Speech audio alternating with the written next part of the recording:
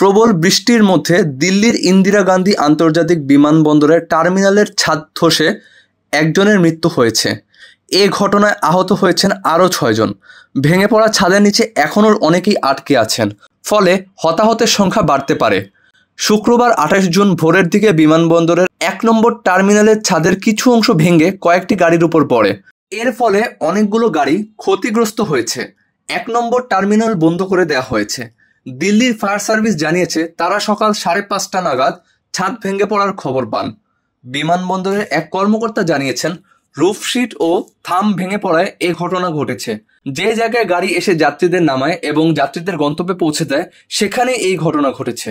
বিমানবন্দর কর্তৃপক্ষ একটি বিবৃতিতে বলেছে, দিল্লি বিমানবন্দরের 1 নম্বর টার্মিনালের যেখান দিয়ে যাত্রীরা বিমানবন্দর থেকে বের হন সেই পুরনো ফোরকোর্টের ছাদ ভেঙে পড়েছে। শুক্রবার সকাল থেকে দিল্লিতে প্রচণ্ড বৃষ্টি হওয়ায় এই ঘটনা ঘটেছে। জরুরি পরিষেবার সঙ্গে জড়িত কর্মীরা সেখানে কাজ করছেন এবং আহতদের চিকিৎসার ব্যবস্থা করেছেন। এই দুর্ঘটনার পর 1 নম্বর টার্মিনাল সাময়িকভাবে বন্ধ করে দেওয়া হয়েছে। চেক ইন কাউন্টারও বন্ধ রাখা হয়েছে।